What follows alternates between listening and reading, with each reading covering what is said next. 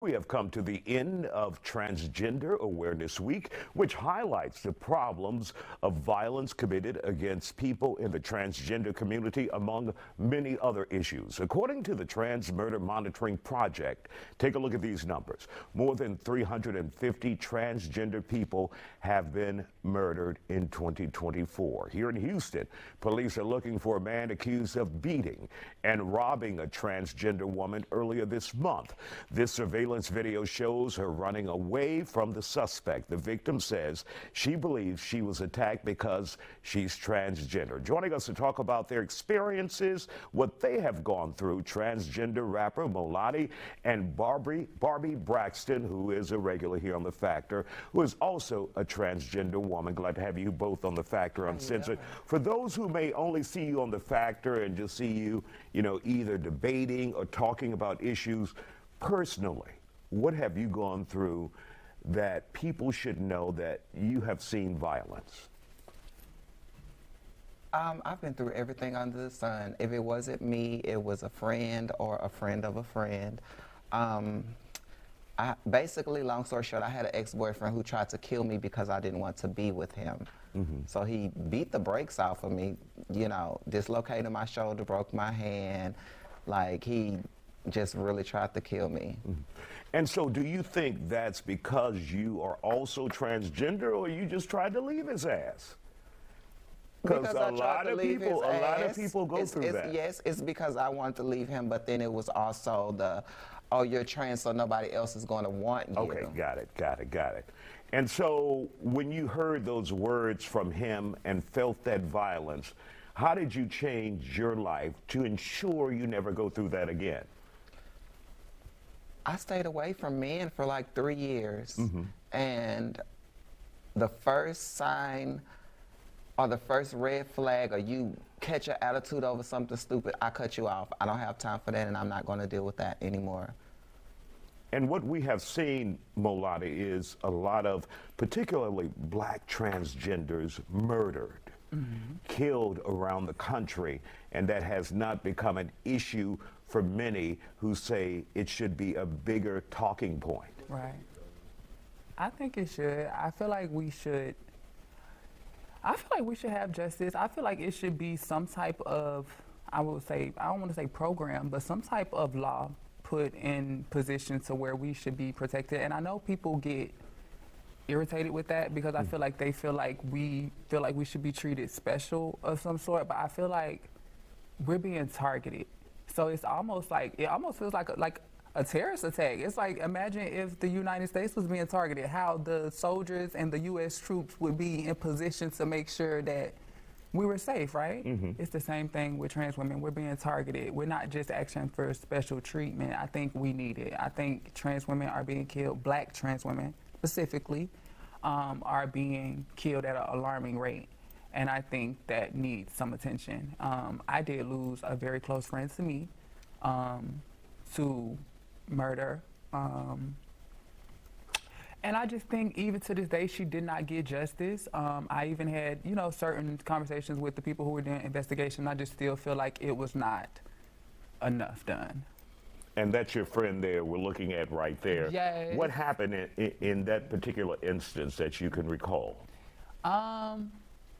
An innocent person was killed. A very innocent, sweet, loving, kind person was killed and taken too soon. I feel like trans girls are forced into doing certain things because of the way that this country has set things up. And I think it's very hard for us to obtain certain spaces as far as even school, workspaces. So it's hard for a lot of trans girls to find work, especially if you're not considered what they call passable and you're not able to, go under the radar and pass. You get treated very unfairly. So it was hard for her to find work at times. And that's a lot of stories for a lot of girls. So they go into sex work. And that's what she was doing at that time. That's what she was working at. And she was with a client. And he took advantage of her and took her life. And even the way that was orchestrated, I feel like I can say this publicly and honestly in front of the world and in front of God. I solved that case for them, and I gave them so much information. Do you think that. because you cared more than... I did care more than them, because I feel like if you have someone's body, right, you should know a lot. You have her DNA. You should know who that is. You should know a lot. You have her phone. You have a lot more information than I had at the time. I was going off of memory. And what I remember, because I was with her that day, she left from me and went into a car with a client and got killed. And I was waiting on her. We'll stop here and we'll Yes. come back and continue this conversation in just a Absolutely. moment. Stay with us here on The Factor. okay. Welcome back to The Factor Uncensored. We're at the end of the week of Transgender Remembrance, and we're talking about violence committed against people in the transgender community. We have with us Barbie Braxton and Molati here on The Factor Uncensored. Barbie, do you think with the incoming Congress, we've heard that they're already working on, majority Congress, which we will see Republicans, that they're working on legislation that would ban transgenders, or hoping to ban transgenders in various aspects of America. We have committees hoping to ban transgenders out of sports. Do you think that anti-trans movement will cause more violence for you and your community? Absolutely. I mean, it's so many people against us already. So Do you now feel it? Yes, yes, yes. And it's like she said earlier, if you don't look a certain way that you can fly under the radar, life is hard for a lot of girls. Life is really hard for a lot of girls, but you know, it's going to, people already say what they want to say to us and expect us not to react. So now it's going to, they just really going to be extremely disrespectful at this point, because they already doing it now, all on Instagram, on Facebook, online. So yeah. And I encourage Mo, girls to fight back. Go ahead, And go that ahead. might not be physically, but I do encourage them to fight back.